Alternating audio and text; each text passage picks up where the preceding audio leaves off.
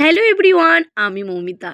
আজকে তোমাদের সাথে আমাদের মামের সকাল থেকে সন্ধে পর্যন্ত জার্নিটা শেয়ার করি। চলো, ঘুম থেকে উঠেই আটার লেচিগুলো দেখলে হ্যাঁ ভাজবো পরোটা আর আলু চচ্চড়ি করে নিয়েছিলাম। ছেলের স্কুল ছিল, ও টিফিনে নিয়ে গেল। ওদের শনিবারে কালকে স্কুল ছিল, আর মেয়ের আজকে মুভি ডে ছিল। ওর 11টা থেকে টাইম ছিল, 1:30টায় ছুটি। তো বলেছিলাম একটু আগে ওকে নিয়ে নেব, তাই দেখো সমস্ত কাজ গুছিয়ে রান্না ফান্না করে স্নান করে পুজো করে মেয়ের স্কুলে গেলাম, মেয়েকে নিয়ে নিলাম। ওদের 1:30টায় ছুটি ছিল, কিন্তু আমি ওকে 1টায় নিয়ে নিয়েছি। তারপরে দেখো রামতলা স্টেশনে চলে এলাম। মেয়েকে দেখো এই ড্রেসটা পরে গেছিলো, আর চেঞ্জ করিনি, একবারে ওকে ডান্স ক্লাসে গিয়ে আমি চেঞ্জ করব।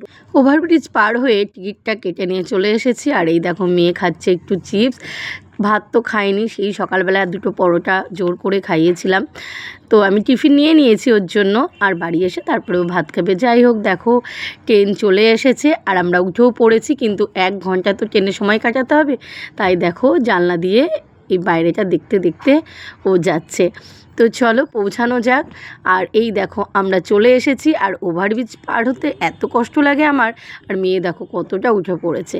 ছোটোবেলায় আমিও ওভারব্রিজে এইভাবে উঠতে ভীষণ ভালোবাসতাম, কিন্তু সেটা দেখি এখন আমার মেয়েও ভীষণ ভালোবাসে।